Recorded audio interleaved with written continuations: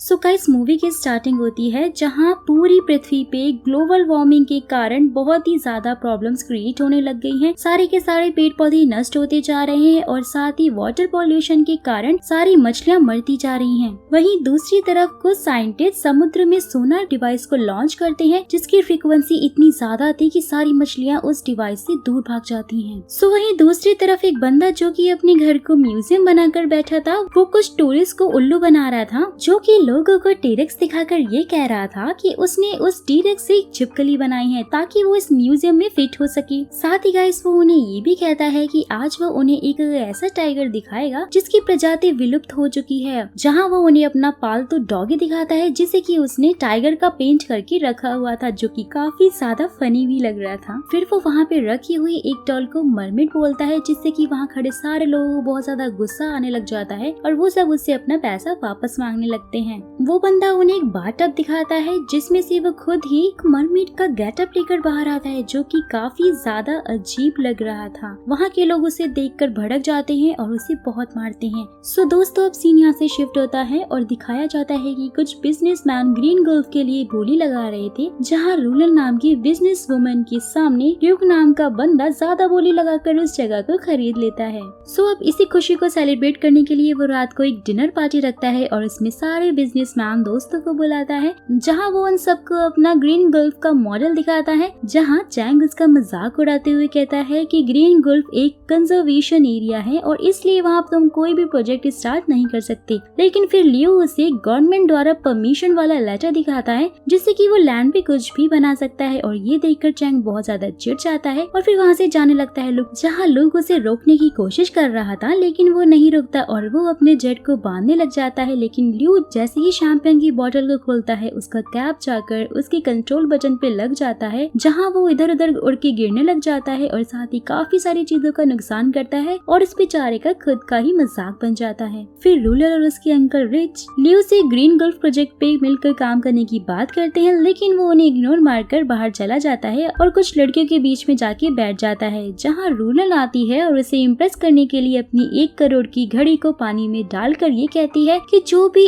इस घड़ी को पालेगा ये घड़ी उसकी हो जाएगी और वहाँ की सारी लड़कियाँ उठ के पानी में कूद जाती हैं। लियो उससे काफी ज्यादा इम्प्रेस होता है और वो अपना 45% शेयर उसको देने के लिए रेडी हो जाता है और उसके साथ में डील भी कर लेता है। लेकिन गाइस तभी वहाँ पे शेन नाम की एक लड़की गंदे से मेकअप में आती है और वो लियो से बात करने की कोशिश करती है, लेकिन उसके बॉडीगार्ड उसे रोकते हैं और उसे बात करने नहीं देते हैं। बट जाने से पहले वो लियो को अपना फोन नंबर देती है और उसे कॉल करने के लिए भी कहती है। फिर शेन स्केटबोर्ड के जरिए अपने घर जाती है एंड गाइस उसका घर ग्रीन गोल्फ के अंदर एक टूटी शिप में था और रियलिटी में वो एक मरमेड थी। वहाँ उसके जैसे और भी बहुत सारे मरमेड थे और उन सब का सरदार एक ऑक्टोपस था, जहाँ वो सारे मरमेड आपस में बात कर रहे होते हैं कि उस लियो ने अपनी सोनर डिवाइस से बहुत सारे मरमेड को मार दिया है और बहुत घायल भी पड़ी हुई है। फिर शेन भी कहते हैं कि वो उसे अपना नंबर दे आई है और कल वो शायद उसे कॉल कर सकता है। वहीं दूसरी तरफ ल्यूक दिखाया जाता है जो कि ग्रीन गोल्फ प्रोजेक्ट की मीटिंग कर रहा होता है। वहाँ उसके लोग उसे ग्रीन गोल्फ प्रोजेक्ट के बारे में समझाते हैं, जहाँ रूलन ये पूछती है कि इसकी क्या गारंटी है कि जो प्रोजेक्ट हम स्टार्ट कर रहे हैं वहाँ डॉल्फिन कोई प्रॉब्लम नहीं करने वाली है, जहाँ वो बताते हुए कहता है कि सोनर की रेडिएशन बहुत ही ज्यादा उन्होंने रखी है जिससे कि डॉल्फिन वहाँ आसपास मंडराएगी भी नहीं। फिर जहाँ वो सोनर का डेमो दिखाने के लिए उसे एक गोल्ड फिश पे छोड़ देते हैं एंड गाइस उसके टुकड़े टुकड़े हो जाते हैं। वहीं दूसरी तरफ सारे मरमेड को इकट्ठा करके उनकी ग्रैंड मरमेड उन सबको बताती है कि इंसान और मरमेड के पूर्वज एक ही थे, लेकिन कुछ इंसानों के पैर थोड़े अलग तरह से विकसित हुए थे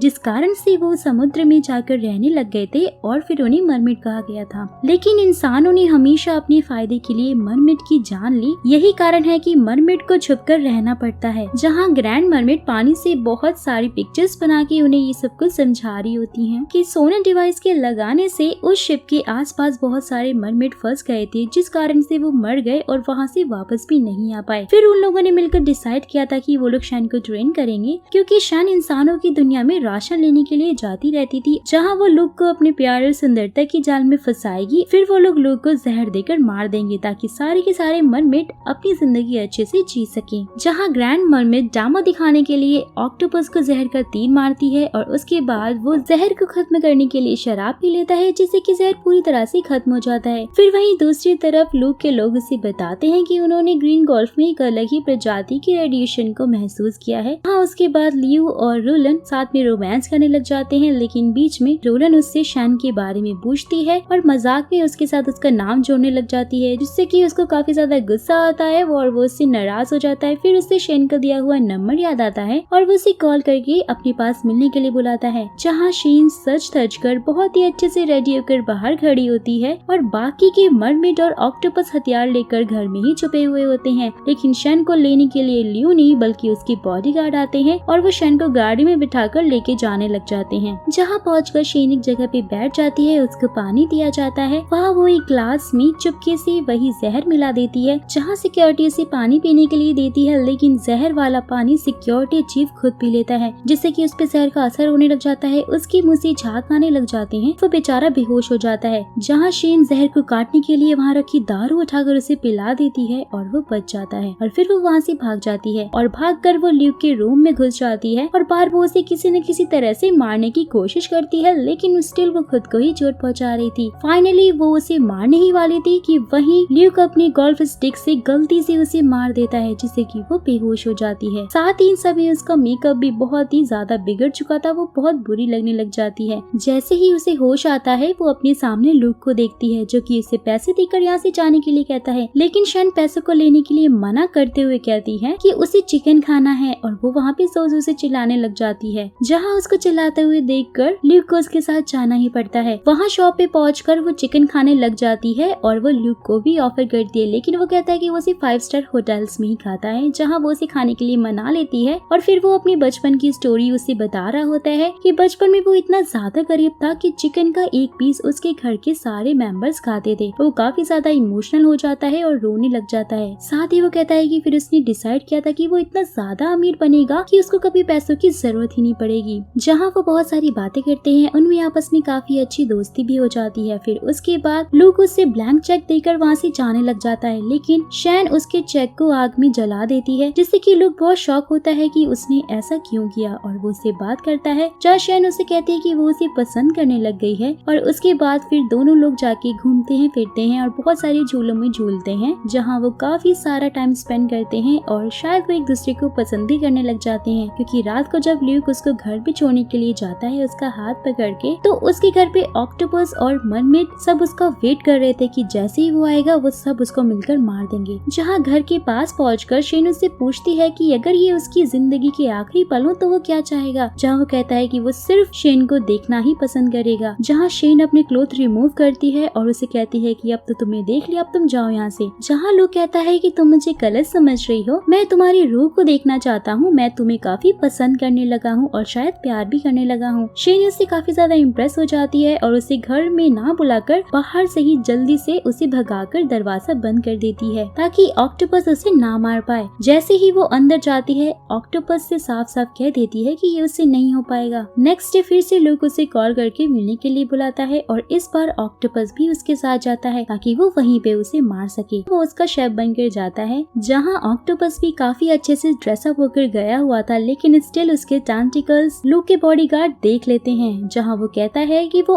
ऑक्टोपस बनाने वाला था आज के डिनर में, क्योंकि अब उसके पास कोई ऑप्शन ही नहीं था, तो अब उसे अपने टेंटिकल्स ही बनाने पड़ रहे थे। वो उन्हें भूनता है, ग्राइंड करता है और उन्हें बना रहा होता है, जिसमें उसे काफी दर्द भी होने लग जाता है। फाइनली वो अपने दर्द को सहन नहीं कर पा रहा था, उसे काफी दर्द हो रहा था और वो उन सब के ऊपर ब्लैक इंक फेंक कर वहाँ से भाग जाता है। क्योंकि उन सबके मुंह नीचे हो गए थे, तो उन सबको पता ही नहीं चला था कि आखिर वहाँ पे हुआ क्या था। फिर लूक शेन को शादी के लिए प्रपोज करता है, वो उसे एक रिंग भी देता है, जहाँ शेन उसे ना चाहते हुए भी मना करती है, क्योंकि वो उसे मरता हुआ नहीं देख सकती थी। साथ ही उसे वो ये सच भी बताने की कोशिश करती है कि वो उसे यहाँ पे मारने के लिए आई थी, लेकिन वो उस पर यकीन नहीं करता और जाकर उसे किस कर लेता है। जहाँ रोलन आ जाती है और शेन वहाँ से चली जाती है। रोलन लूक से इन सब चीजों के बारे में पूछती है और कहती है कि हम इस पार्टनरशिप में साथ हैं और तुम्हारे इन सब कामों पे मुझे नजर भी रखना है। जहाँ लूक गुस्से में डील तोड़ते हुए वहाँ से चला जाता है। फिर जब वो अपने घर जाती है तो देखती है कि ऑक्टोपस के टेंटिकल्स पे पट्टी लगी हुई थी और वो उसे ये पूछता है कि कहीं तुम्हें उससे प्यार तो नहीं हो गया, और वो गुस्से में बार बार उसे मना करती है। जहाँ दोस्तों ल्यू भी उसका पीछा करते करते उसके घर पहुँच गया था, जहाँ वो शेन की असली सच्चाई देखता है कि वो मरमेड है और वहाँ पे और भी बहुत सारे मरमेड और एक ऑक्टोपस था।